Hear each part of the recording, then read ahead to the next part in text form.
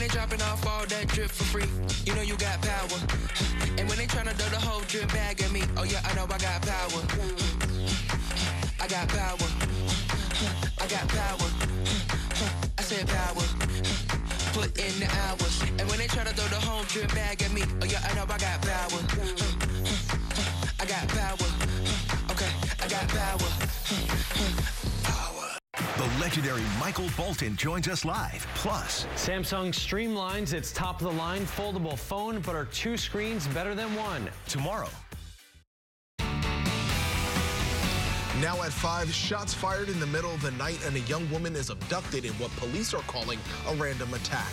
Today, police confirmed the victim's body has been found and her accused killer is in custody. Dueling rallies take over downtown L.A. over LGBTQ policies at L.A. Unified Schools. We are live with what both sides are pushing for. And a baby is born amid the evacuation of hundreds of patients at White Memorial Hospital in Boyle Heights. An overnight power outage turning into an emergency situation. The KTLA 5 News at 5 starts right now.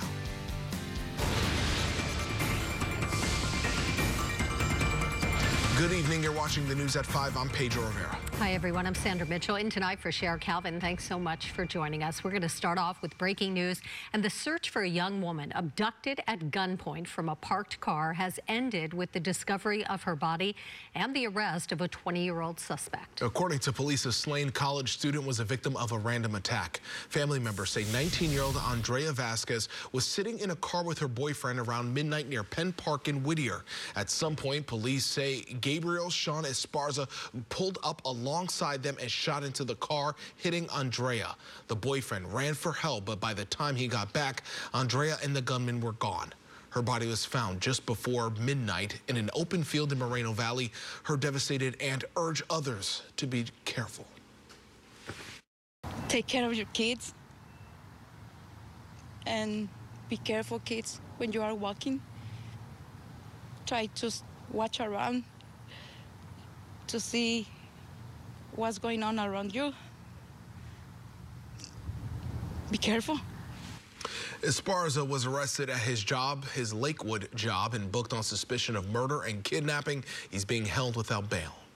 All right, now to that heated face-off in downtown L.A., a parental rights group clashing with LGBTQ supporters over transgender notification in LAUSD schools. The marchers say they do have the right to know if their kids identify as transgender. But LGBTQ advocates, they say this could put students at risk if their families are not accepting. KTLA's Chip Yost joins us live from downtown L.A. Chip. Yeah, hey there, Pedro and Sandra. We are here at LAUSD headquarters where the LAPD had to be called in earlier to keep the peace between 2 different groups who had very different views on parental rights.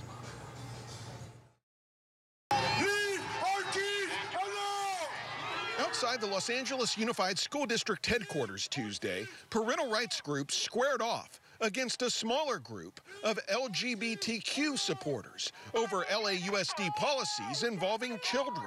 The parental rights groups say LAUSD officials should be required to notify parents if, for example, a boy comes to school and tells the teacher he now wants to be identified as a girl.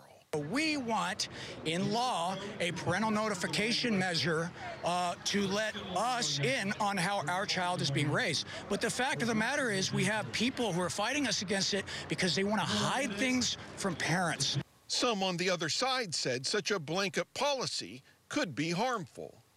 If that kid is fearful, if the kid has expressed concerns that by saying this type of new information to their parents or family members puts them in danger, now we've got a situation where the teacher is in a position of possibly harming the child. One moment. As things got tense between the 2 sides, the LAPD formed skirmish lines to keep the 2 sides separated, and at least 3 people were seen being taken into custody. Tell me, what was the situation there where these folks were taken into custody? You know, preliminary information is that some of them were becoming violent, pushing officers. They may have been throwing some items, and at which point that's when our officers went in and made arrests. Now, as you could probably tell from that Sky 5 HD video, a number of streets here in downtown had to be closed while this was going on. However, both groups have now dispersed, and the streets here in downtown are back open. For now, reporting live in downtown LA, I'm Chip Yost, KTLA 5 News. Chip, thank you. The writers and actors strikes continue on in Hollywood. Today, union forces, they joined together for National Day of Solidarity rally to keep morale high. The WGA and SAG-AFTRA members, they held a massive rally outside Disney Studios in Burbank. Both unions were joined by the AFL-CIO and other unions in a variety of industries, many of those impacted by these strikes. The writers and actors are asking for increases in base pay, residuals from streaming services, and contributions to pension plans and contributions, as well as guarantees to limit the use of artificial intelligence in the industry. These major corporations are getting bailouts from the pandemic, but don't want to share it with the workers who provide the services for them.